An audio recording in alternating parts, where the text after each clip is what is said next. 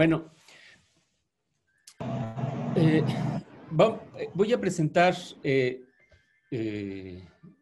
voy a iniciar entonces con la presentación. Prácticamente todo lo que les voy a presentar aquí, o la mayor parte de lo que está aquí, viene o se puede consultar en un libro que publiqué hace poco, que es una historia mínima de la Inquisición, y hay un capítulo que se llama Reyes e Inquisidores, y si les interesa algunos de los temas que voy a hablar acá, pues pueden consultarlos con mayor extensión en el libro. Pero mi idea aquí es presentar una serie de reflexiones muy generales sobre la relación que tenía esta institución a la que conocemos como Inquisición con la corona y con los distintos gobiernos con los que tuvo que relacionarse y enfrentarse. Y quiero hablar de esto, sobre todo de esta relación ambigua, que tiene una parte de colaboración y otra de enfrentamiento, pero creo que si vamos viéndolo desde a lo largo de la historia, vamos a ver muchas continuidades, sobre todo en esas problemáticas que vienen o que parecen ser una consecuencia natural de un origen hasta cierto punto problemático de la propia institución, o confuso o complicado de la propia institución. Pero ahora les voy a explicar. Vamos a comenzar la explicación. Ay, Dios, ¿por qué hizo esto? ¿Por qué vuelve a hacer esto? A ver. Ahí está. Se perdió un segundo, pero ya volvió, ¿verdad? Bueno, vamos a comenzar entonces con una pintura que es bastante conocida, es del siglo XV, de finales del siglo XV, es un auto de fe de la Inquisición. Es una pintura de Pedro Berruguete que estaba pensada para un monasterio en el convento de Santo Tomás de Ávila, y es una pintura muy peculiar porque nos muestra un auto de fe de finales del siglo XV.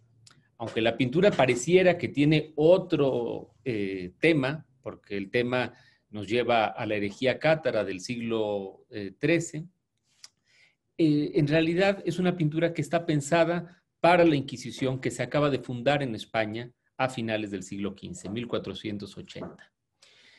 Y esta pintura es muy simbólica y nos muestra, en cierto modo, esa colaboración esencial que debía haber entre la institución inquisitorial y la actividad de la corona.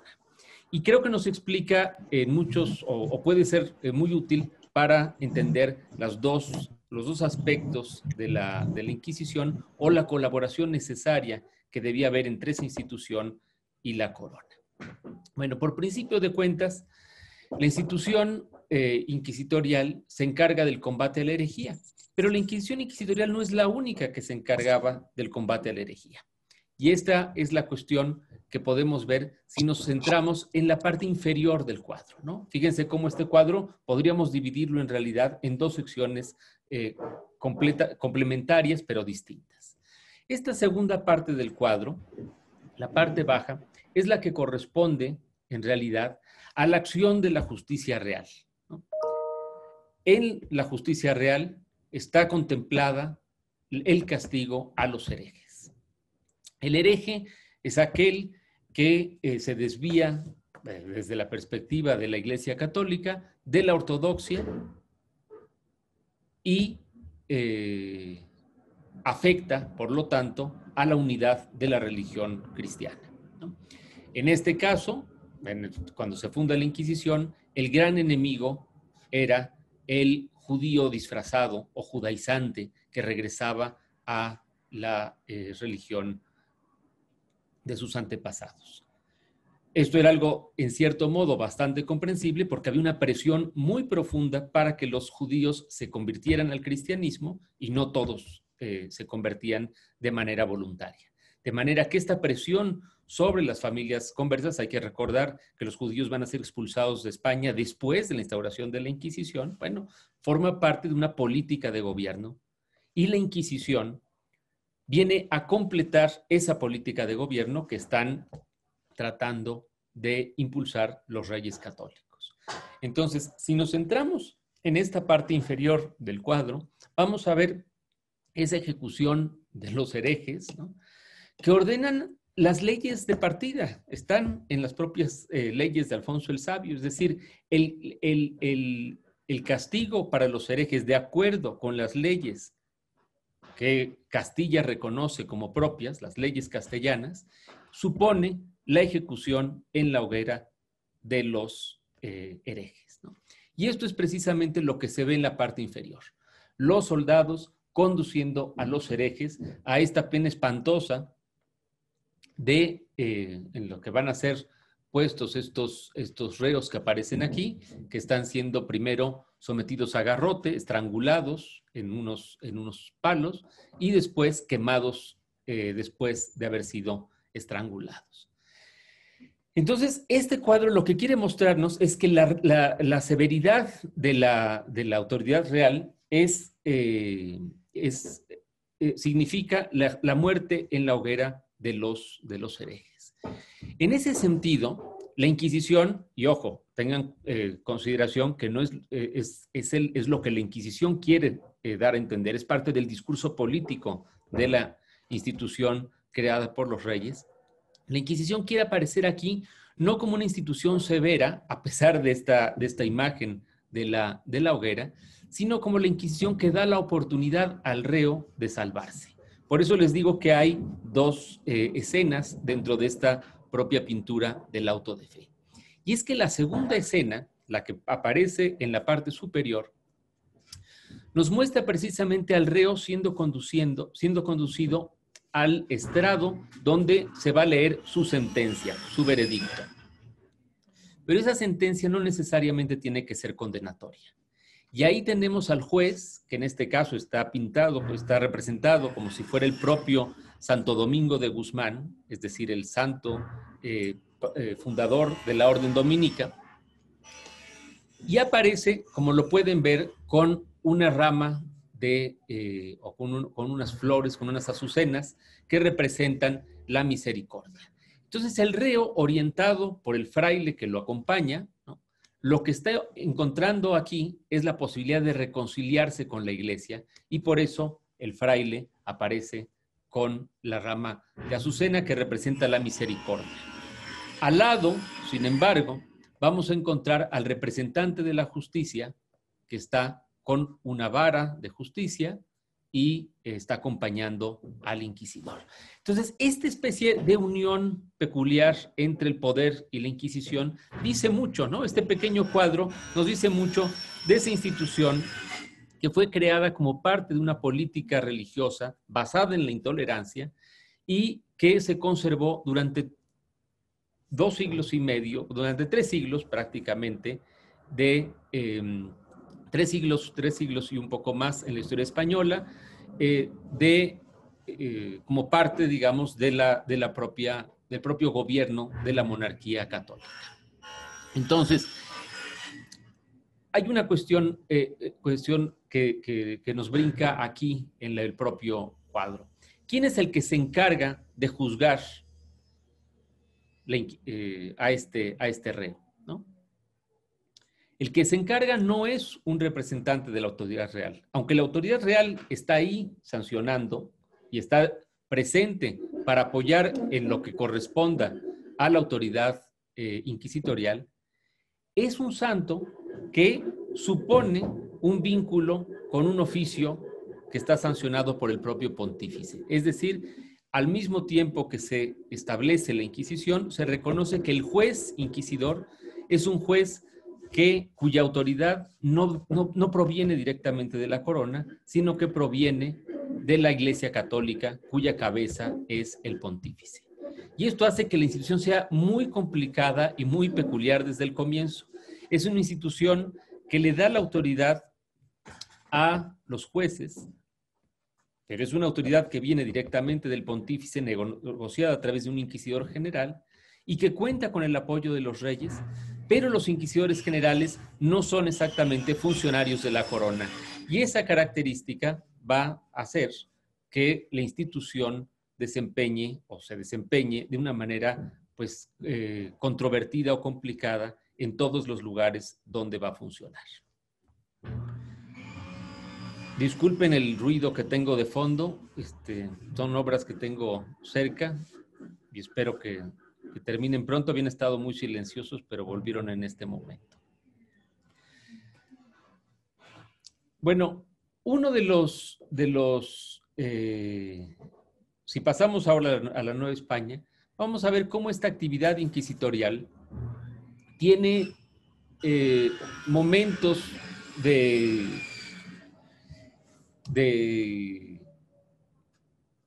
tiene por lo menos dos momentos distintos de acción. El primero tiene que ver con la llegada de Fray Juan de Zumárraga, ¿no? Es un obispo o el primer obispo de México, pero que desempeñó funciones de inquisidor a partir de 1536.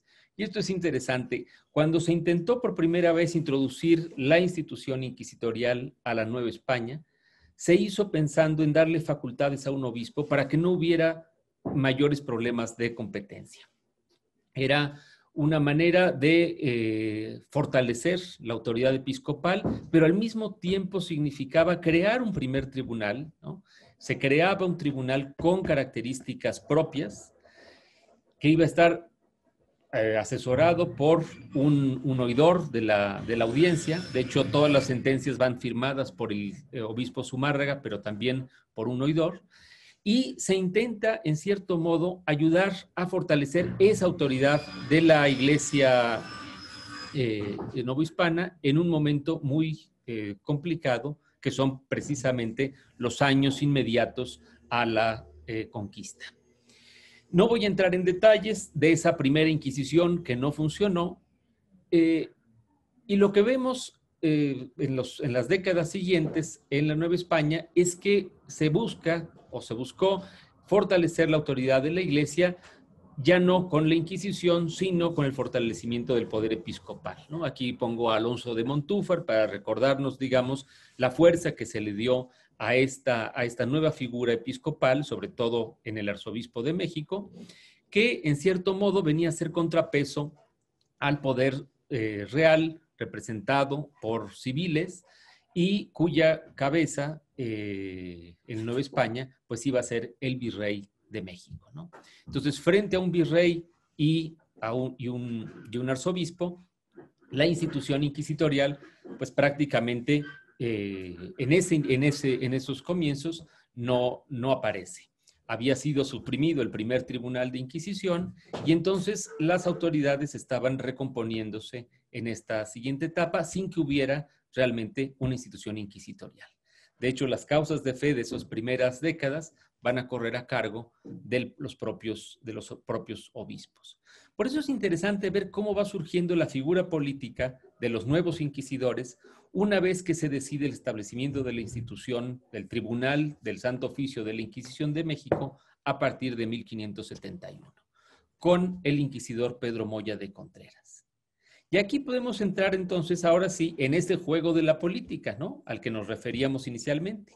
¿Cómo va a ser la Inquisición para negociar con un arzobispo y con un virrey que han estado durante varios años tratando de defender sus prerrogativas y su posición, y han estado incluso ellos mismos compitiendo por el mejor gobierno de la Nueva España? Es decir, o por la idea que tienen del mejor gobierno de Nueva España. Son muy frecuentes los conflictos que hay entre virreyes y obispos y arzobispos en la Nueva España a lo largo del tiempo. Entonces, ¿cuál debe ser la posición de un inquisidor? Bueno, en el caso de Pedro Moya de Contreras, se va a ver que justamente para consolidar la presencia de la Inquisición y de este primer inquisidor, se le van a dar facultades extraordinarias a Pedro Moya, de manera que después de ser inquisidor, va a convertirse en arzobispo de México y va a llegar incluso a ocuparse interinamente del gobierno del virreinato. Para ese entonces ya no va a ser inquisidor, pero va a ayudar a consolidar una institución que no se supone que deba funcionar, digamos, de una manera abierta en el juego político, ¿no? De hecho, no tiene una presencia pública como la tienen los obispos o la tienen los virreyes, sino que va a ser una institución que se va a dedicar principalmente al trabajo de papeleo, digamos, de causas judiciales. La Inquisición es ante todo un tribunal. y se va a dedicar precisamente a formar procesos que si uno los analiza, desde luego van a tener características particulares relacionados con la herejía, pero en realidad también están vinculados con la idea de herejía que se tiene en distintos momentos y con la política religiosa que está fomentando la corona en distintos momentos. Así, no nos extrañe ver protestantes en momentos en que el gobierno o la corona está tratando de asumir una postura beligerante frente al luteranismo o al calvinismo, ni procesos contra judaizantes en la época de la unión de las coronas de España y Portugal o al momento de su separación. Es decir, todos los procesos inquisitoriales de una o de otra manera están vinculados a una política religiosa que no la hace exclusivamente la Inquisición. Y no solamente son las causas, sino también los edictos, como estos que aparecen aquí. Mediante prohibiciones y mediante procesos judiciales, la Inquisición va a tener una actividad constante en la vida política de la monarquía española y desde luego también de las colonias americanas a partir de 1571. Cabe advertir, eso sí, y no está de más recordarlo aquí, que los indios están exentos de la jurisdicción inquisitorial o están fuera de la jurisdicción inquisitorial porque precisamente para evitar conflictos se han dejado a cargo de los obispos y de los prelados en los lugares donde todavía no se han asentado los obispos, los prelados de órdenes regulares. Esta situación va a hacer que la población indígena o que la gran mayoría de la población de la Nueva España esté fuera de la jurisdicción inquisitorial. Pero aún así, la Inquisición tiene una actividad muy intensa sobre el resto de la población española, criolla o española o de origen español, mestiza según las consideraciones propias de la época y desde luego toda la población de origen africano o mezclada con gente venida de África como esclavos a Nueva España. Eso hace que la Inquisición tenga una gran variedad de actividades, ¿sí? Pero dentro de esa actividad va a haber ciertos casos que tienen que ver más con cuestiones de política y esto nos hace ver que la Inquisición, así como por un lado está tratando de fortalecer la autoridad de la Iglesia, por otro lado puede servir también a la corona en ciertos momentos de particular vulnerabilidad. Esto nos lleva, digamos, también al ideal del inquisidor que los propios inquisidores trataron de mostrar con cuadros efectistas como este del siglo XVII de Baltasar de Chave, en el que se ve, de Baltasar de Chave el hijo, en el que se ve a un inquisidor siendo martirizado. Se trata de Pedro de Arbúez, que fue un mártir de la Inquisición española. Siempre quisieron santificarlo como San Pedro de Verona, no lo consiguieron, pero se quedó como uno de los beatos símbolos de la Inquisición española, porque daba esta idea, digamos, del inquisidor muerto en el oficio, precisamente por querer ejercerlo a manos de los herejes crueles que buscaban impedir que el oficio se llevara a cabo, ¿no? Están los rasgos de los asesinos exagerados precisamente para mostrar esa crueldad de los enemigos. Pero es la idea del inquisidor mártir, el inquisidor que debe dar la vida por el oficio inquisitorial y que debe estar dispuesto a todo, ¿no? Bueno, a todo, pero ¿de qué manera, no? Aquí está quizá uno de los problemas a los que se enfrentan los inquisidores. ¿Hasta dónde debe el inquisidor dar la vida, ¿no? Por su oficio? Bueno, siempre y cuando se supondría si la corona está dispuesta a apoyarlo. Pero siempre hay esa ambigüedad, ¿no? El inquisidor que debe hacer la lucha siempre contra el hereje, defendiendo la religión. Bueno, podemos ver algunos casos extremos y ahí donde la política y la actividad inquisitorial parecen mostrarse como en sus momentos cumbres, ¿no? Y por eso quería mostrarles este pequeño folleto que aparece aquí, Fíjense, es un epítome de la relación de la vida de Pedro de Arbúez, precisamente el beato al que acabamos de ver. Pero quiero que se fijen en el autor de este folleto, ¿no? Está dirigido al inquisidor general Diego de Arce Reynoso, pero el autor es el inquisidor don Diego García de Trasmiera. Y es que este inquisidor era un inquisidor siciliano, más bien un inquisidor de la Inquisición española en Sicilia, que le tocó enfrentar en 1647, ¿no?, una situación muy particular y que seguramente difícilmente vamos a encontrar algo equiparable en otras partes de la monarquía. Se trató de una rebelión semejante o que hacía eco de la rebelión que se desató primero en Nápoles. Era una rebelión contra el gobierno español, muy, muy complicada, no entro en detalles sobre esto, pero en Sicilia, según lo estudió muy bien el historiador Manuel Rivero, es precisamente el inquisidor el que hace de mediador con los sublevados, el que aparentemente trata de negociar con el líder de la insurrección, logra convertirse en una especie de interlocutor con la corona, ¿no?, y consigue que el propio líder rebelde lo convierta como una especie de asesor político, ¿no? Y entonces el inquisidor de Sicilia, este señor Trasmiera, consigue ganarse la confianza del líder rebelde hasta que, con una conspiración que hace el propio inquisidor, urdida con sus propios familiares, logra deponerlo, asesinarlo y recuperar el poder que había perdido o el control que había perdido la corona española sobre Sicilia, ¿no? Entonces, bueno, esto es un extremo de un inquisidor que toma una acción política por medios no inquisitoriales, pero que en cierto modo justifica su acción con esta idea de que la defensa de la soberanía de España sobre la isla es una garantía de continuidad religiosa y por lo tanto es una manera de proteger a la propia religión católica, ¿no? Bueno, eso es un extremo. Pero hay otros momentos en que vemos esa misma colaboración entre la Inquisición y el gobierno. En Nueva España, por ejemplo, podemos ver el caso de el inquisidor Juan de Ortega Montañés, ¿no?, un inquisidor que tuvo algunas fricciones con el arzobispo, incluso con el virrey, pero que en términos generales se llevó bien con el gobierno virreinal y en 1665 ayuda al gobierno del virrey Mancera a detectar una supuesta conspiración.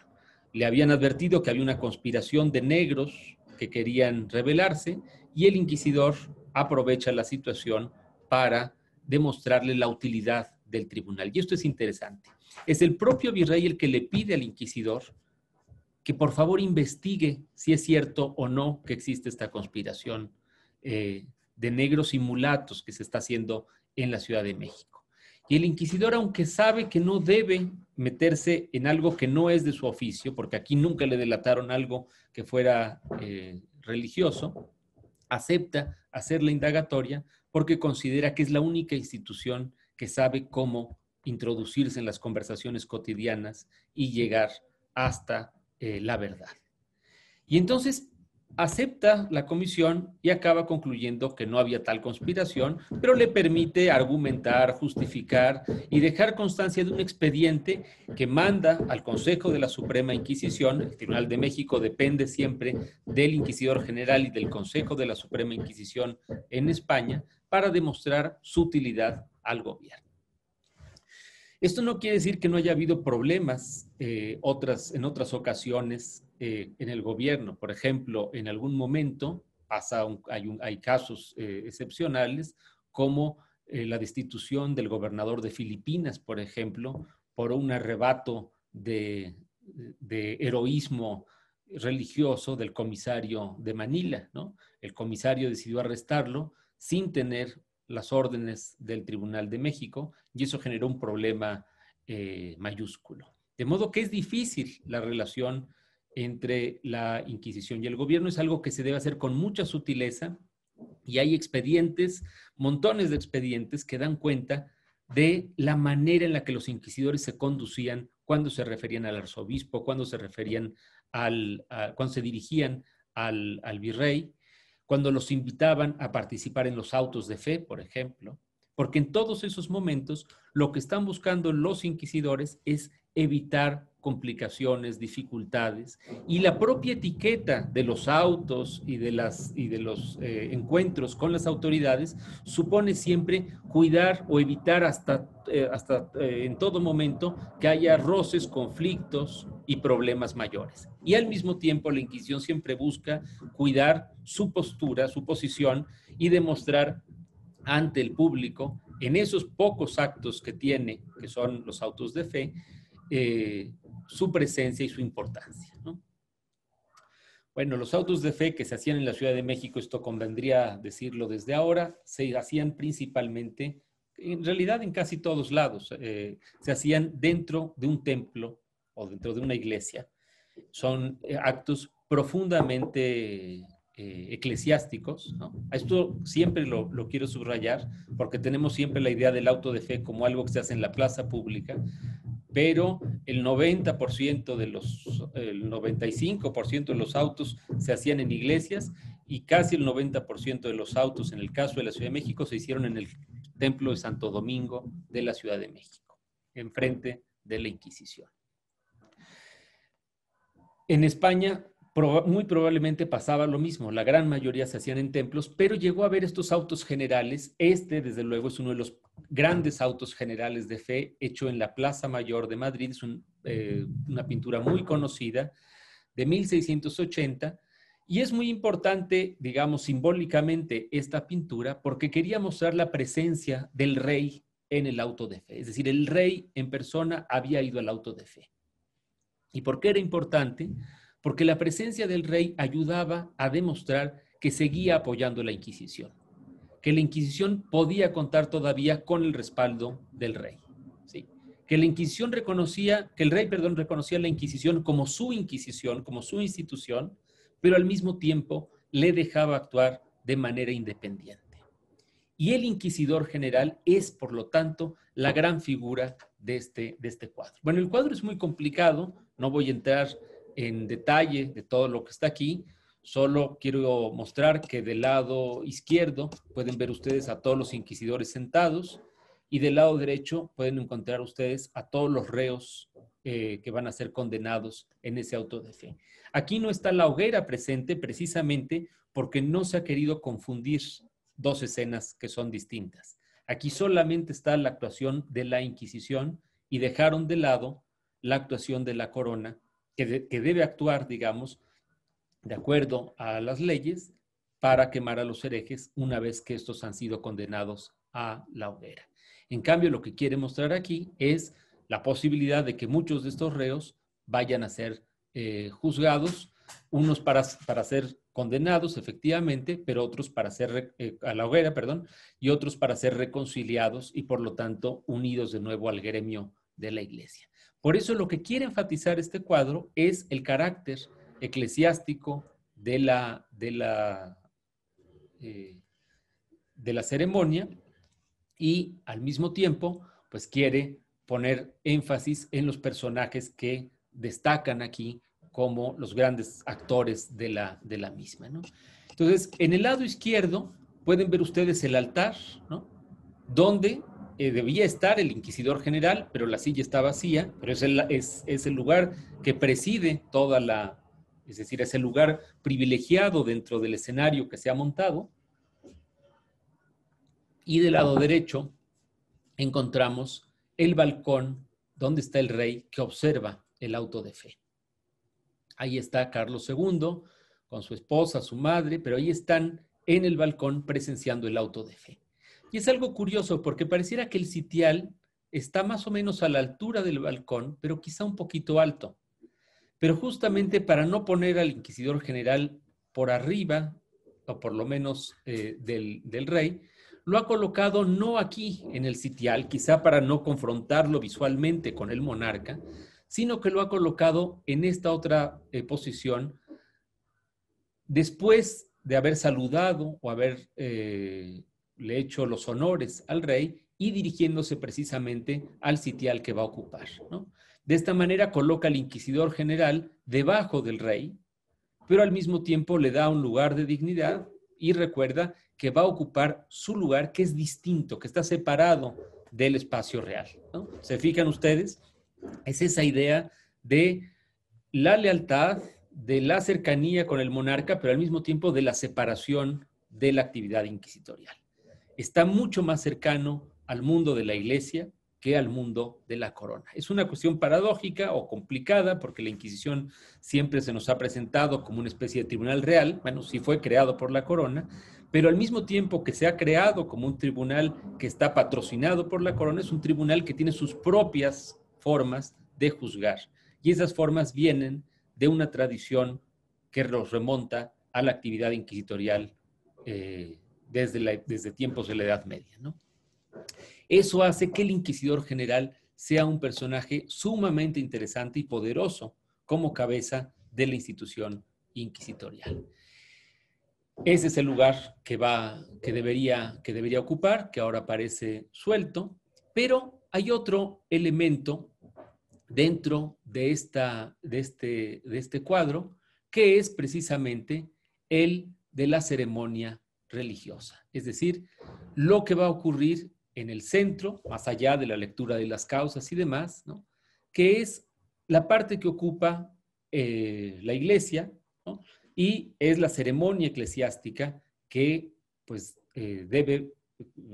que es parte o que forma parte de la ceremonia y que hace que todo el auto de fe se dé, digamos, como si fuera todo parte de una gran celebración eucarística, ¿no? Ahí está el religioso encargado de celebrar la misa y ahí está la cruz ante la que se arrodillan los inquisidores, pero también los reos cuando van a ser conducidos a que sean leídas sus sentencias, y una cruz que aparece aquí cubierta y que sabemos por la descripción del auto que era una cruz verde, como la que solía usarse en la Inquisición, que se descubría al momento en que acababa la ceremonia con un mecanismo, como si fuera de manera automática al momento de que terminaba la ceremonia. Era la idea de que la fe triunfaba sobre la herejía, ¿no?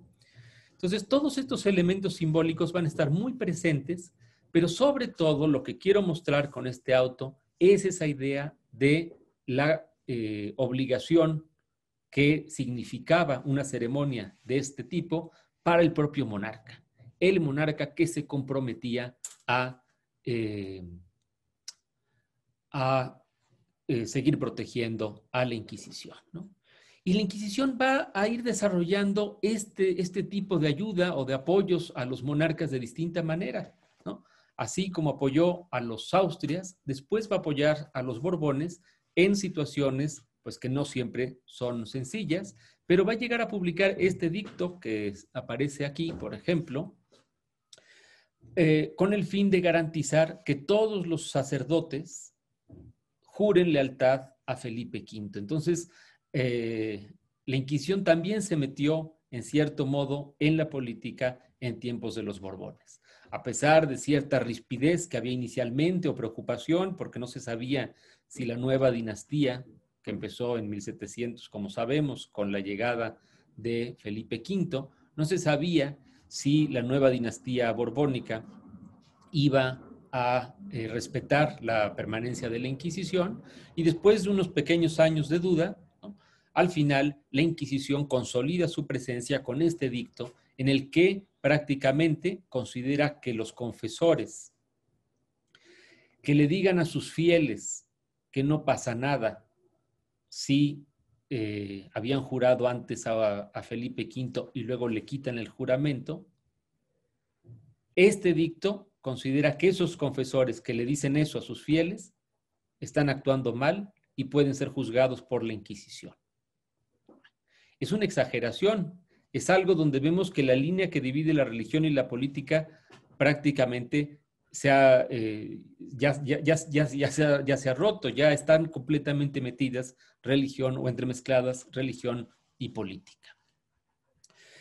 Pero fue la manera en la que Felipe V garantizó más bien que la Inquisición garantizó su presencia durante el régimen de Felipe V, y que Felipe V aprendió también a moderar ciertas reformas que tenía pensadas, ¿no? Felipe V, que aparece aquí a la izquierda, tuvo entre otros ministros a uno que fue muy importante, Melchor de Macanaz, que además de proyectista en muchos sentidos económicos o de haber ayudado a trazar proyectos económicos para la monarquía y proyectos útiles, científicos y demás, tenía la idea muy clara de simplificar el sistema y de fortalecer el poder del rey. Y eso a costa, digamos, de instituciones corporativas que dificultaban o entorpecían el ejercicio del gobierno. Por eso Macanaz tenía en sus ojos a la Inquisición y consideraba que la Inquisición tenía que ser simplificada para que fuera mucho más fácilmente controlada por la corona. Y una cosa que le molestaba a Macanaz profundamente era que la Inquisición tuviera fuero, ¿sí? Que los ministros, que los familiares, que gente que colaboraba con la Inquisición, ¿no? Ni siquiera necesariamente funcionarios, sino familiares, es decir, gente que pagaba para ser familiar, recibían este fuero inquisitorial que permitía que cualquier delito que cometieran fuese juzgado únicamente por tribunales inquisitoriales. Ese tipo de cosas, de fueros o elementos que consideraba que entorpecían el gobierno, van a ser criticados por Macanaz, y con un proyecto de reforma se lograrán en un momento dado quitar o cambiar de la política real, ¿no? Hay un ataque o hay un intento de disminuir el poder de la Inquisición, y la Inquisición va a reaccionar frente a la corona. Y aquí entonces vamos a ver justamente esta capacidad política de los monarcas de negociar ante la situación. El inquisidor general se enfrenta con el ministro Melchor de Macanaz. ¿Y a quién debe apoyar el rey? ¿A su ministro favorito, que es Melchor de Macanaz, o al inquisidor general, que todo el tiempo le está diciendo que no apoyarlo pone en duda el compromiso del rey con la religión católica? Es retórica, pero el rey sabe que tiene que atender estos dos elementos de su política. ¿Qué va a hacer al principio? Va a preferir al ministro Macanaz y va a expulsar al cardenal del Giudice, que además es italiano, a Roma. Pero desde Roma, desde Francia, porque no llega a Roma, se queda en Francia, lo que va a hacer Giudice es contraatacar y utilizar al propio sistema para atacar a Macanaz. Y sin entrar en detalles, lo que podemos ver al final es que el que va a acabar expulsado es el ministro Macanaz, y Giudice va a regresar a su cargo de inquisidor general. Esto muestra cómo la Inquisición cómo la institución inquisitorial tenía su fuerza en la primera mitad del 18, y cómo la corona no estaba dispuesta a correr el riesgo de que la institución inquisitorial, pero cuando hablo de la institución inquisitorial es también la iglesia o los sectores eclesiásticos que respaldan a la institución inquisitorial, se puedan poner en contra de la corona. Y eso no lo quiere por ningún motivo el monarca. Pero no lo quiere Felipe V y tampoco lo va a querer Carlos III, ¿no? El gran monarca reformista, como se le conocía por la historiografía tradicional, el gran monarca ilustrado, Carlos III, ¿no? Que ahora ya se cuestiona mucho su carácter ilustrado, desde luego tenía a su alrededor a ministros muy ilustrados, como quizá el mayor Pedro Pablo de Aranda, o el conde de Aranda, ¿no? Que aparece aquí. Pero no es el único ministro que tiene otros ministros, también ilustrados, pero que están negociando y que saben que oponerse a la Inquisición no es algo que sea tan fácil ni tan conveniente. Aranda, después de la expulsión de los jesuitas, tenía en la mira la Inquisición y llegó a pensar que era conveniente que la institución fuese reformada completamente o de plano suprimida. Pero hay otros ministros que son más negociadores, ¿no? Como Manuel de Roda, por ejemplo, que era el secretario de Gracia y Justicia, y que lo que veía era pues más importante tener una Inquisición fiel leal al monarca y que pudiera ser útil en vez de enfrentarse a la institución. Y algo parecido puede decirse después del ministro que va a durar más tiempo al frente del gobierno en España, que es el conde de Floridablanca, ¿no? Un personaje que tampoco se enfrenta a la Inquisición, sino que busca negociar con ella, ¿no? Y darle su peso a los inquisidores generales. Entonces, la institución en el siglo XVIII, aunque aparentemente tiene un cierto declive porque deja de hacer grandes autos de fe o ya ha abandonado el combate al judaísmo, afortunadamente, ya no tiene estas ejecuciones o ya no tiene estas condenas que llevan a ejecuciones a la hoguera, o casi no, porque siempre hay uno que otro por ahí casos en distintos tribunales locales. La Inquisición parece haber cambiado, en cierto modo, su actividad, pero continúa ejerciendo un papel muy importante en la política, tanto a nivel de la corona como a nivel local. Si pensamos, por ejemplo, en un inquisidor general como Felipe Bertrán, ¿no?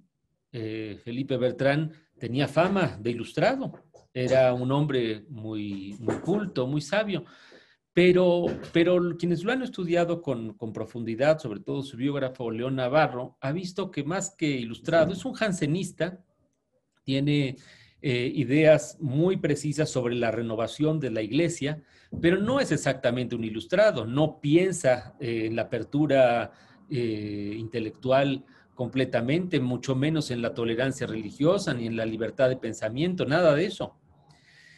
Se le conoce o se le ve como se ve, digamos, cierta faceta de apertura intelectual, incluso durante su fase de inquisidor, quizá por algunas acciones como la de haber permitido, imagínense ustedes, hasta el siglo XVIII, 1780, la apertura por primera vez o la posibilidad de que la Inquisición levantara la prohibición para leer la Biblia en español o en lengua vulgar. Estaba prohibido desde el siglo XVI que la Biblia se leyera en lengua vulgar. Y esa prohibición, fíjense lo tardío, 1780, es uno de los elementos que permiten subrayar esta especie de apertura de Bertrán. Bueno, Bertrán tenía esa apertura, o la Inquisición podía tener esa apertura con los tiempos, pero no dejaba de ser Inquisición. Y es ese mismo inquisidor general el que se va a encargar de procesar a Pablo de Olavide, un peruano que fue intendente de Andalucía, y que en España intentó hacer una reforma urbana muy interesante y fue denunciado, acusado de que promovía, entre otras cosas, el que la iglesia tuviera muy poca representación en las nuevas fundaciones y que él leía libros franceses ateístas, era amigo de filósofos deísta o ateísta y no creía en el fondo en la religión católica. Entonces, el juicio a Olavide, a un político importante de Carlos III, y que lo haya hecho Bertrán, es una muestra de que la Inquisición sigue viva y está buscando poner límites. Antes se decía que a Olavide lo había juzgado el tribunal local y que Bertrán no había podido evitarlo. Hoy hay bastante discusión al respecto y parece que Bertrán sí quiso juzgar a Olavide. Es decir, sí quería que la institución mostrara su presencia ante la corona. Entonces, juzgar a un político importante, amigo de Aranda en ese momento, era una manera también de garantizar el apoyo de la corona y de recordarle a la corona su compromiso de apoyar a la Inquisición. Ya unos años más tarde, vamos a ver de nuevo esa actividad con nuevos edictos y procesos ahora relacionados con la lectura de libros franceses y sobre todo a partir de 1789 con textos relacionados con la Revolución Francesa. Es mucho lo que podríamos decir aquí, pero es otro momento en el que vemos de nuevo la colaboración entre la Inquisición y la corona. Una colaboración complicada, sin duda, pero que pues merece atención o daría para un estudio en sí mismo. Aquí les muestro, por ejemplo, al inquisidor general de esos años, que nos ayuda también a pensar en el caso mexicano, porque no es nada menos que el cardenal Antonio Lorenzana, que fue arzobispo de México tiempo antes y encargado de la expulsión de los jesuitas. Y les pongo esto precisamente para que nos ayude a pensar en las diferentes formas o conexiones que hay entre la historia local, como era el caso de la Nueva España, y la historia de la propia monarquía española. Bueno, entonces, la actividad política de la Inquisición vuelve a verse en los años de 1790, 94 sobre todo, y va a volver a verse también a principios de siglo, cuando la Inquisición vuelve a esta actividad más vigilante de todas las noticias, opiniones que están circulando y muchas veces tienen matices políticos. Hablar mal de la iglesia, pero también hablar mal de la corona, ¿sí? Y la Inquisición, sobre todo a principios del XIX, empieza también a desempeñar este papel, como el que había desempeñado en Sicilia en el siglo XVII, de cuidar los intereses de la corona, de precaverse de posibles ideas independentistas o de todo aquello que pueda generar problemas. Y es algo muy curioso que la Inquisición, entre otros casos, ya le seguía la pista desde principios del siglo XIX al propio Miguel Hidalgo, ¿no? Que en esa época era cura de San Felipe, y la Inquisición ya estaba tomando nota porque había algo que le inquietaba de las reuniones que tenía en su curato, de la gente que iba, de lo que hablaban, de lo que opinaban. No pudieron establecer claramente una causa de fe, que eso es lo que les está preocupando, pero ven que lee libros prohibidos, que opina, que dice cosas que parecen críticas o contrarias de la iglesia, y no lograron, eso sí, establecer un vínculo con ideas de independencia, pero hay muchos elementos que les hacen sospechar que algo pasa en Valladolid, ¿no?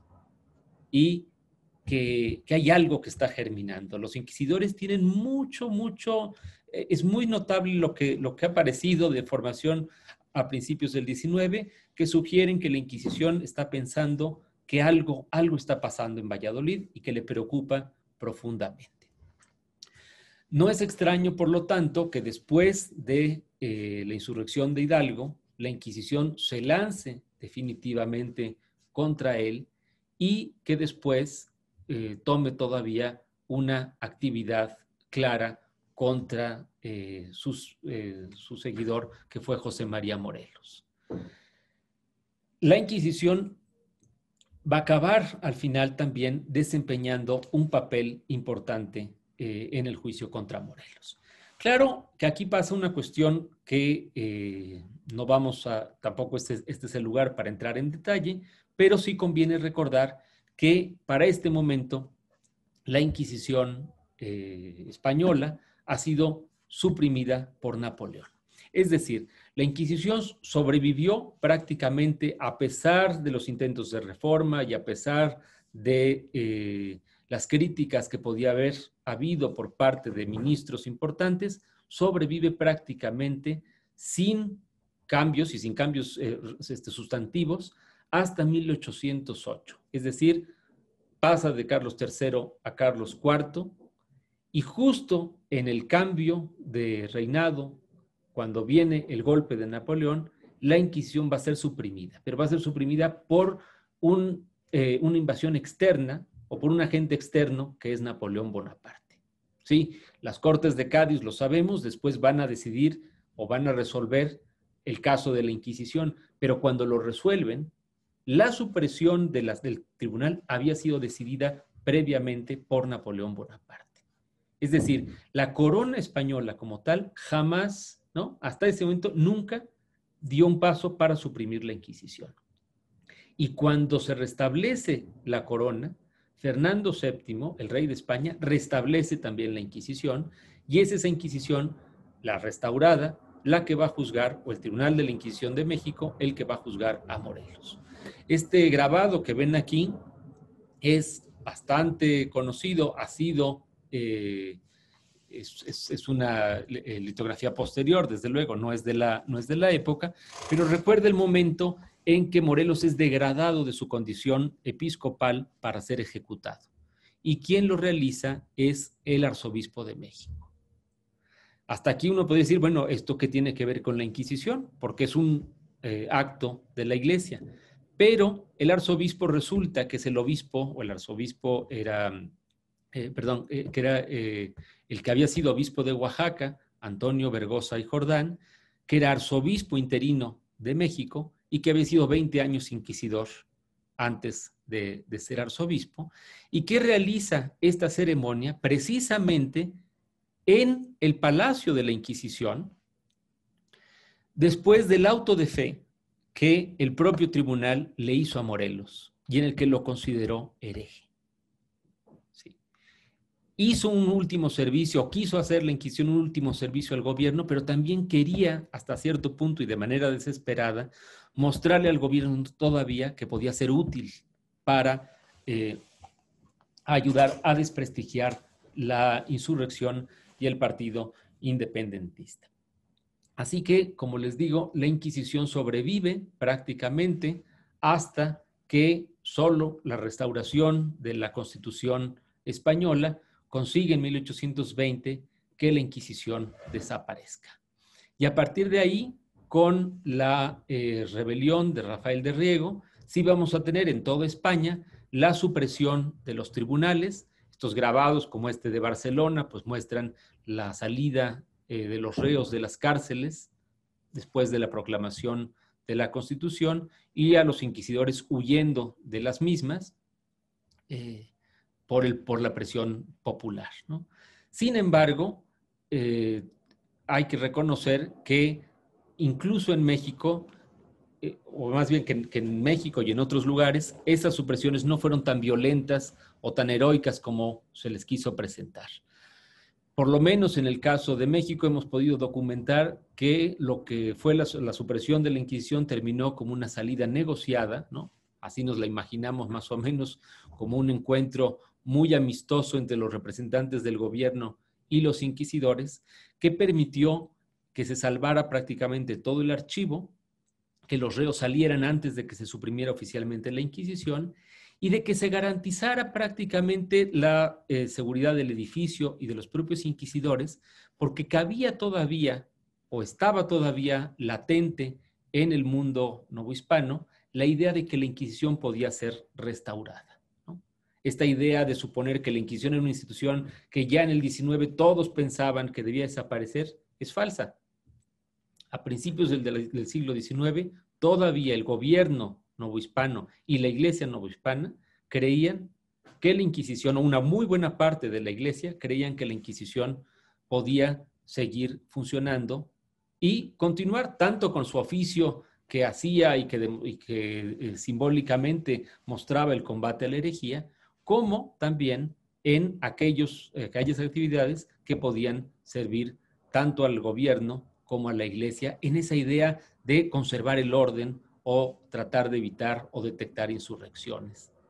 Entonces, no va a desaparecer definitivamente la Inquisición hasta que después de la independencia se empiecen a disipar las últimas esperanzas que tenían algunos exinquisidores y personajes eclesiásticos muy cercanos a Iturbide de que la Inquisición ya no se restablecerá en el sistema mexicano o en el México independiente. Entonces, bueno, lo que he querido aquí ver es distintos momentos, pero que demuestran de una o de otra manera que esa alianza entre la Inquisición y la corona permitió que la Inquisición se relacionara y gobernara apoyando, a veces en conflicto, pero en términos generales de una manera colaboradora con el propio gobierno virreinal y con las autoridades eclesiásticas hasta el final de la época colonial. Durante los 3 siglos de época colonial, de una o de otra manera, hubo una actividad inquisitorial que acompañó la historia de la Nueva España y por lo tanto, pues está de una o de otra forma muy vinculada con nuestra historia nacional, también como un eco, digamos, de ciertas ideas y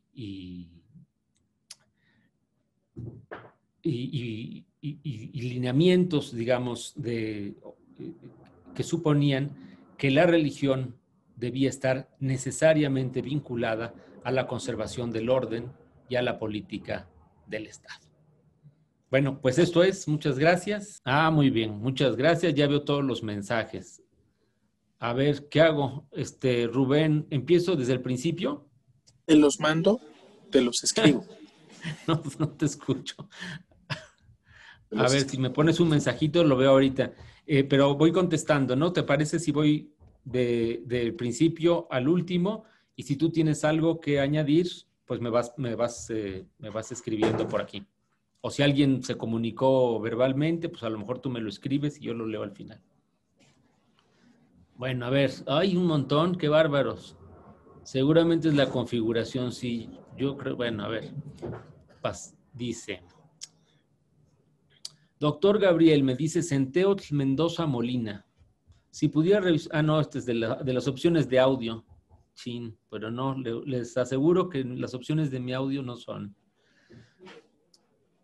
Cambiar micrófono de salida y regresar. Bueno, en fin. Todo esto era sobre el sonido. A ver. Perdón. Ay, a ver. Híjole, cuánta cosa, pero no veo. No. En tiempos de Fray Juan de Zumárraga, aquí ya veo la primera, de Luis Gómez. ¿Hubo un conflicto con un indígena? ¿Podría comentar? No entiendo a qué se refiere Luis Gómez con un conflicto con un indígena. En tiempos de Fray Juan de Zumárraga hubo muchos procesos contra indios. Es decir, no eran la mayoría, aunque son los más conocidos. Zumárraga procesó tanto españoles como indios. Fue un inquisidor bastante activo, mucho más de lo que se cree. Y procesó a bastantes indios por idolatría. Eran generalmente acusados de idolatría. Normalmente fueron procesos que trataba de resolver de manera rápida y con sentencias no muy severas desde su perspectiva, es decir, severas que sí nos lo parecen a nosotros, porque azotes no dejan de ser sentencias sumamente terribles. Pero desde la perspectiva del castigo que se acostumbraba en esa época a los indios, era visto con bastante normalidad como dentro de las prácticas punitivas que podían ejercer los frailes dentro o durante la evangelización. Pero sí hay procesos, hay muchos procesos, y el caso más notable, que seguramente es al que Luis se refiere, es el del cacique de Texcoco, que fue don Carlos, acusado de idolatría y que fue condenado a ser relajado como hereje y que, por lo tanto, fue ejecutado por el brazo secular y quemado en la hoguera. Ese caso va a ser, va a generar mucha polémica en la propia Nueva España, y va a haber gente que escriba, frailes también, que escriban a España diciendo que no era necesario un castigo tan severo, ¿no? Y eso va a hacer que se regañe a Zumárraga y que se le diga que en lo sucesivo trate de moderar sus sentencias y de evitar que vuelva a haber un caso semejante. No significa que le quitaran del todo su jurisdicción sobre los indios. Todavía juzgó unos casos después del de don Carlos. Incluso juzgó también a un sacerdote que había levantado cargos falsos contra indios. Esto lo estudió muy bien Sonia Corcuera. Pero después de Zumárraga, cuando se cancela la Inquisición, viene la etapa de los obispos, y después, cuando se establece el Tribunal de 1571, se decide que ya los indios queden fuera de la jurisdicción inquisitorial. De modo que esto hace que el único caso, y desde luego con una solución tan severa, pues sea del cacique de Texcoco en tiempos de Zumárraga, ¿no? A pesar de que la actividad inquisitorial o cuasi inquisitorial continúa en los obispados a través de los provisores eclesiásticos, es algo que se ha estudiado mucho en el caso mexicano, y que todavía hay un sucesor de Zumárraga, el inquisidor Tello de Sandoval, que hace unos procesos contra indios, prácticamente van a quedar fuera después del caso del cacique de Texcoco. Bueno, sí, justo aquí dice Gabriela Sandoval. ¿Podría comentar acerca del único cuadro que se pintó en Nueva España sobre el auto de fe de San Bartolomé Solotepec? Sí, bueno, ahí es un auto muy bonito. Gerardo Lara lo ha estudiado y yo me encontré por ahí un documento muy simpático en el que explica todo el auto de fe. Ese auto lo hizo el provisor de México, Juan de Castorena, y lo hizo con toda la autorización de la Inquisición. Es una cosa muy curiosa. Castorena celebró ese auto de fe en la parroquia de Osolotepec con la asesoría de la Inquisición. De hecho, le mandó la relación completa de los reos que habían sido juzgados. Lamentablemente no encontré esa relación, solo la carta de Castorena en que dice que envió la relación, pero fue uno de varios autos de fe contra indios que se hicieron en esos años. Este es el único que se pintó, pero no fue el único que hubo. Y lo que estaba intentando, de alguna manera, los provisores de las diócesis era demostrar que la herejía o la idolatría se castigaban también de manera rigurosa, incluso por los obispados, de manera similar a como lo hacía la Inquisición. En esos años la Inquisición veía bien la celebración de estos autos y ya a mediados del 18 no le va a gustar tanto que los provisores estén usurpando su jurisdicción. ¿Por qué se cuestiona que Carlos III haya sido un príncipe ilustrado? Bueno, yo diría, esto me lo pregunta Cristina Ríos, yo diría que la cuestión es que, yo diría que por dos razones. Primero, porque lo ilustrado en sí mismo es un término que requiere mucha precisión, ¿no? ¿Qué es ser ilustrado? Y ahí la ilustración nos mete en un debate muy complicado sobre si hay distintos tipos de ilustración. Y ya cuando empezamos a ver que hay distintos tipos de ilustración, pues entonces puede ser que sí quepan muchos ilustrados que si tenemos una noción más estricta, pues no caben. Desde lo particular, pienso que el problema central, y es lo que han señalado varios autores, es que Carlos III es un rey que está asesorado por distintos ministros, algunos de los cuales sí tienen una gran convicción de reformas profundas, pero al mismo tiempo tiene otros personas que están muy vinculados con él, entre ellos su confesor real, por ejemplo, que lo relacionan con una serie de preocupaciones que no tienen nada que ver con las preocupaciones ilustradas y que lo convierten a él en una suerte pues, de negociador también o de rey que tiene que equilibrar los distintos intereses que hay en su propio gobierno, ¿no? Incluso hay quienes dicen que él como gobernante fue menos importante de lo que se había supuesto y de que quienes realmente tuvieron el control fueron sus ministros. En ese sentido, no hay duda, por ejemplo, que un ministro de Carlos III como Aranda sí fue ilustrado, aunque, y yo creo que también podríamos decir quizá lo mismo de un Florida Blanca, aunque Florida Blanca hasta cierto punto sea más negociador, menos radical, más tímido que el propio Aranda, ¿no? Hay muchas diferencias dentro de su propio gobierno. Pero lo que yo insistiría es en que esta idea del monarca ilustrado, bueno, es una construcción, pero una construcción de la historiografía posterior sobre todo, y de la propaganda que se hacía también en la época como un monarca comprometido con las ciencias, con las artes, con la educación, sí, pero también con la religión, con la intolerancia y con la Inquisición. Y eso fue parte también de ese sistema, ¿no? Entonces creo que no debemos olvidar esas dos características.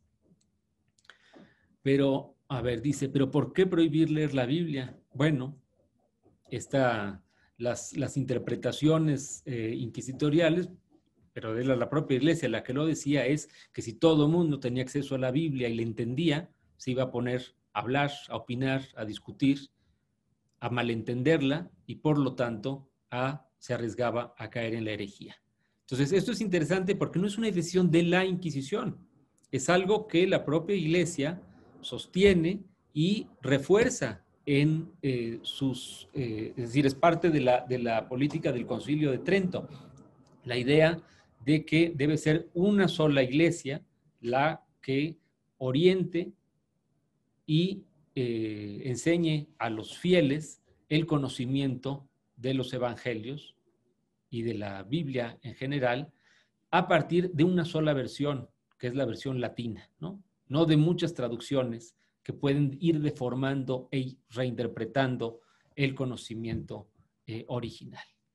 En el 18, en cambio, hay una presión, y sobre todo tiene que ver más con la cuestión teológica, sobre la necesidad de entender bien o de revisar la traducción latina, de volver a las fuentes originales y tratar de que se conozca mejor el contenido de la Biblia con la traducción a lengua vulgar, precisamente porque se considera que la gran mayoría de la población en toda la monarquía española, no solo en América, no sabe o no conoce más allá del catecismo y de los elementos rudimentarios que dan o que se ofrecen cotidianamente en las oraciones y prácticas de la iglesia, ¿no? Las misas dominicales o los manuales mínimos, ¿no? Pero que se considera que ya es hora de que se lea directamente la Biblia y cambia completamente el paradigma, ¿no? Pero no es una cuestión que venga, es decir, es una cuestión más complicada, pero que no se explica simplemente por la llegada de la Ilustración, ¿no? Es algo que tiene raíces diferentes. Ay, me pregunta Juan Herrera, si tiene el dato de cuántas personas fueron juzgadas y cuántas sentenciadas como La Hoguera se registraron en México. Bueno, sí lo tengo porque justamente estoy a punto de publicar un libro con todas las causas, que es una lista de causas de fe y nos da un número aproximado. Fueron aproximadamente 3,000 causas que se llevaron a término, o más o menos, ¿no? O sea, entre 2,800 y 3,000 causas que se llevan a término, aunque hay muchas más causas abiertas que se suspendieron por distintos motivos. Y dice, ¿cuántos a La Hoguera? Pues mi cálculo más preciso son 47. Así, si quieren un número fijo, 46 o 47, tengo una duda por ahí, pero creo que ese es el número al que he podido llegar. Bueno, me agradecen, gracias a ustedes por su atención. Dice, ¿de dónde provenía el sostenimiento económico de la Inquisición? De dos lados. Venía principalmente o inicialmente de los bienes que se confiscaban a los reos de herejía, pero andando el tiempo se les venían también de las canonjías que se suprimían a favor de la Inquisición, o sea, una plaza de canónigo por cada catedral se suprimía a favor de la Inquisición y eso le daba una renta adicional, que en el caso de México era muy importante porque como tenían jurisdicción sobre muchos obispados, en todos los lugares donde había catedral había un sueldo que se iba para la Inquisición de México. Y luego estaba también los préstamos y demás, lo que han explorado Gisela von Boveser y Ruiz Islas, muy bien, que eran los fondos que los negocios y los préstamos que hacía la Inquisición y la administración que hacía de los bienes, que hizo que la Inquisición de México tuviera mucho dinero a partir de la segunda mitad del 18. Mucho. O sea, la Inquisición de México era un tribunal rico, a diferencia de muchos tribunales peninsulares que estaban en crisis ya en el 18. De Luis Gómez para todos, 1234. En tiempos de Fray Juan de Zumárraga hubo un conflicto con un indígena, eso ya lo comenté. Muchas gracias, muy ilustrativas. Bueno, Luis Gómez me insistió con lo de Zumárraga, pero ya lo respondimos. Muchas gracias, muchas gracias. Gracias. Sí, aquí veo que ya habían respondido lo de Carlos. Dice, las leyendas como la mulata de Córdoba y que se subió un barco tienen base en hechos reales. No lo sé, yo sé que eso es de Vallarispe, pero que yo sepa es un cuento, pero no sé, a lo mejor hay algo, está basado en algún expediente, pero yo nunca lo he visto. Se pregunta Faridi Yudi, muchas felicidades por la exposición, gracias a los organizadores. ¿Se puede decir que la Inquisición y su relación con la corona tiene que ver con el carácter crediticio de dicha institución a lo largo del 18? Bueno, puede ser. La Inquisición tiene mucho dinero, como les digo, en el 18 y en la segunda, prácticamente una buena parte de sus excedentes van directamente a financiar el Consejo de la Suprema. De hecho, el edificio que se construye en Madrid hacia finales del siglo es financiado con dinero de la Inquisición de México. Siempre se mandaba dinero de México a la Suprema. Y hacia finales del 18 empiezan a ser muy constantes las peticiones de dinero que hace el propio gobierno a la Inquisición, ¿no? O sea, préstamos y luego donativos. Y ya en plena guerra de independencia, la corona y el gobierno virreinal van a seguir exigiéndole a la Inquisición pues préstamos. Uy, Silvia de Carpio dice que le pareció corta la exposición, que le hubiera gustado que se extendiera más. Bueno, ya nos estamos extendiendo. Si Silvia tiene alguna duda o comentario, con mucho gusto me extiendo un poco hacia a lo que ustedes gusten. Bueno, muchas gracias por la respuesta. ¿Qué título lleva su libro y cuándo estará listo? Supongo que el que acabo de mencionar se va a llamar Los reos de la Inquisición y ya está en prensa y yo espero que salga el mes que entra, a ver si tenemos suerte. Lo va a editar el Colegio de México. Dice, sí, maestra Anet, doctor Gabriel, ¿se llegó a juzgar a los frailes franciscanos y qué trato se les dio? Sí, miren, yo he visto varios casos de franciscanos juzgados. Hay muchos juzgados por solicitación, eso es lo más frecuente que ocurra con casos de eclesiásticos juzgados por la Inquisición. Muchos son por delitos de solicitación en el confesionario, pero hay algunos casos distintos, es decir, solicitación significa solicitar favores sexuales en el confesionario.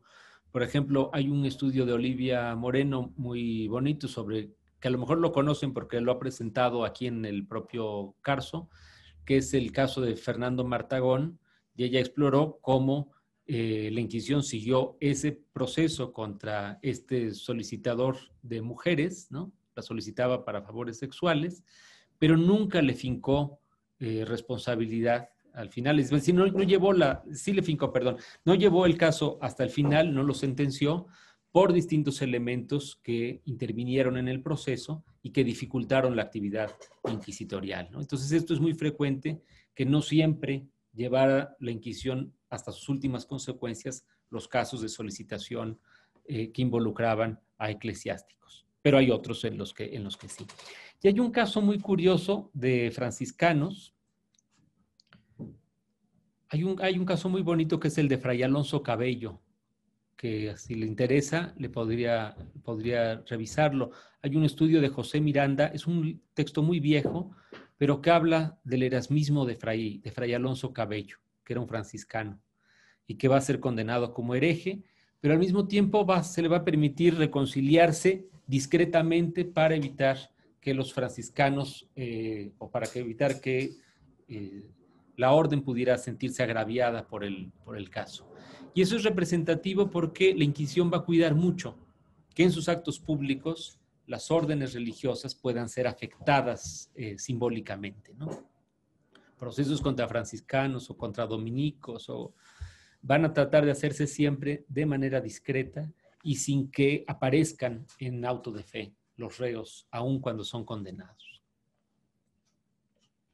Bueno, voy a seguir, perdón. A ver, Fernando González, excelente exposición. Gracias, muchas gracias a todos por sus comentarios. John Temple dice, ¿en qué basaba la Inquisición su jurisdicción para juzgar la sodomía? A ver, no, la Inquisición no juzga, la Inquisición española no juzga la sodomía.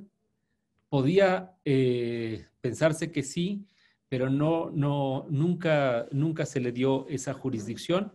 En realidad es algo que corresponde a las autoridades reales y por lo tanto se considera un delito que está fuera de la jurisdicción inquisitorial expresamente. De hecho, cuando llegaron a enterarse de casos de sodomía, lo que hacía la Inquisición, bueno, era o no dejar constancia en los expedientes para no tener que tomar una responsabilidad mayor, o dar cuenta autoridades civiles o eclesiásticas, pero es muy raro que lo hiciera porque la Inquisición prácticamente no comparte nada de lo que pasa al interior del tribunal. Entonces, hemos visto casos, por ejemplo, en que por decirles, algún sacerdote acusado de solicitar a hombres y mujeres, ¿no?, va a ser juzgado por la solicitación a ambos, pero se va a evitar que las preguntas puedan llevar a confirmar, digamos, el delito de sodomía, porque eso implicaría un problema para la Inquisición. Digo, desde luego para el reo, por supuesto, pero para la Inquisición también le significaría tener que dejar su jurisdicción o entrar en algo que le puede meter en problemas. Entonces no se metía la Inquisición con ese caso. En cambio, quien sí actuaba, por cierto, es la Inquisición portuguesa. ¿Sí? Ahí pueden ver todos los casos de sodomía inquisitorial que se han estudiado, vienen de la Inquisición portuguesa, porque esa sí tuvo jurisdicción muy importante. De hecho, hay estudios brasileños muy interesantes sobre casos de sodomía que realizaba la Inquisición de Portugal en Brasil. A ver, dejen ver. Los indios quedaron fuera de jurisdicción en 1573, es decir, 2 años después. Sí, muy bien, Salvador, qué bueno que lo señalaste, efectivamente. Lo que pasa es que al principio no estaba dicho que la Inquisición no tuviera que ver con cuestiones con indios. Entonces, es una orden que viene después y precisamente por la presión de los obispos que no quieren que la Inquisición vaya a meterse en la jurisdicción inquisitorial. Pero es muy bueno señalar que en las instrucciones originales no estaba precisado eso. Dice, una vez terminada la Inquisición, ¿a dónde fueron a dar a los fondos? Tenemos la gran ventaja de que el archivo del Tribunal de México se conservó prácticamente íntegro y está hoy en el ramo Inquisición del Archivo General de la Nación. Y es algo casi único, porque los archivos de los tribunales locales casi todos desaparecieron.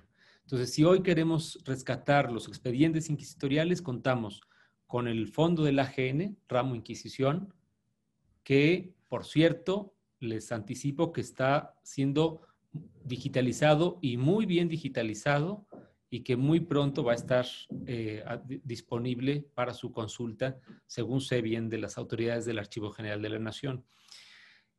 Y la otra fuente para conocer los procesos inquisitoriales es el Archivo Histórico Nacional que está en Madrid y que también es un archivo muy rico y muchas de las relaciones de causa relativas a México están disponibles en línea.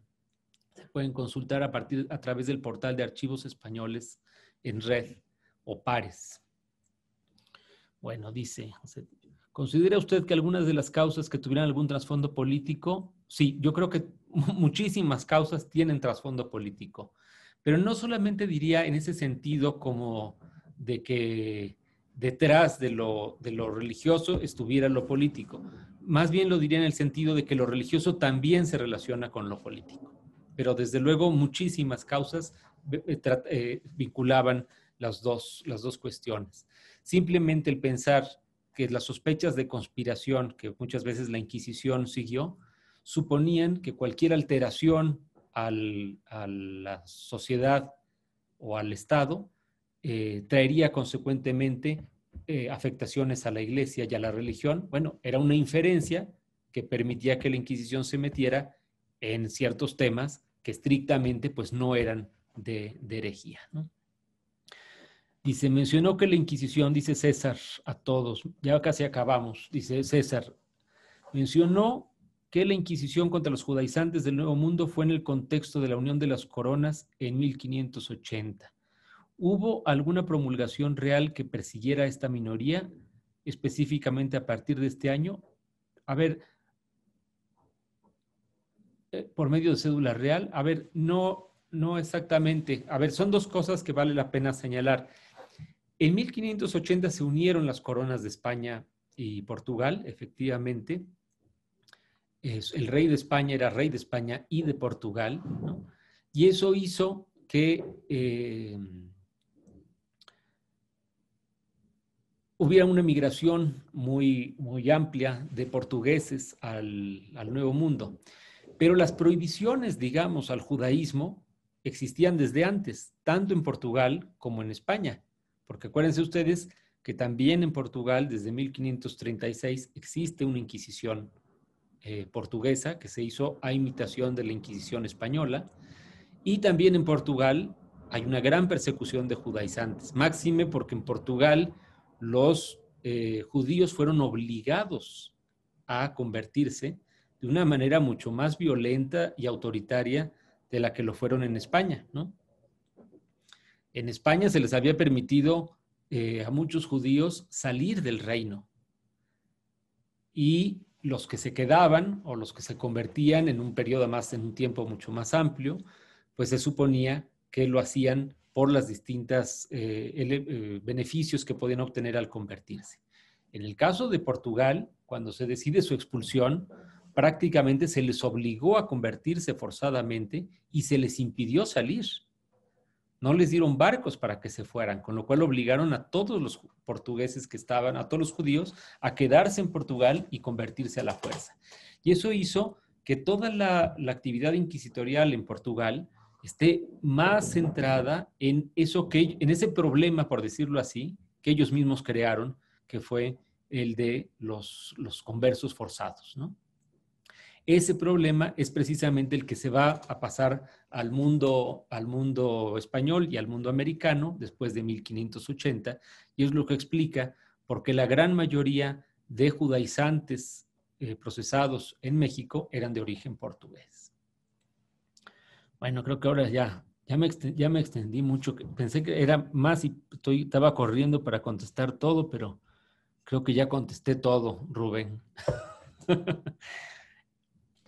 Pero bueno, pues nada, doctor, agradecerle muchísimo que se haya tomado el tiempo no solo de dar la conferencia, sino de responder puntualmente cada una de las preguntas y que como siempre, agradecerle muchísimo que haya participado con nosotros una vez más en una nueva edición de cursos y esperarlo aquí muy pronto con ese libro para que nos haga el favor de presentarlo. Nos daría muchísimo gusto que lo presente aquí y a sus órdenes, como siempre, doctor. Por favor, agradécele mucho también a Manuel Ramos la invitación. Sí, claro que sí. Y pues me encantará verlos próximamente. Y sí, con todo gusto voy a presentar el libro si quieren. Y ojalá que la próxima vez pueda ser también presencial, que también se extraña. Y bueno, pues no sé si alguien más tenga alguna pregunta, algún comentario. Con mucho gusto. Pues yo creo que es tiempo de finalizar, pero le agradezco de verdad muchísimo, doctor, su participación y lo esperamos con esa presentación del libro. Claro que sí. Te mando un abrazo, Rubén, y muchas gracias a todos por su presencia, por haberse mantenido aquí en contacto y sobre todo porque me hicieron muchísimas preguntas y eso se agradece mucho porque quiere decir que hay interés y que podemos establecer un diálogo. Así que muchas gracias y un saludo para todos. Al contrario, un saludo y buena tarde a todos. Hasta luego y que salga muy bien todo el ciclo. Seguro. Gracias. Hasta luego.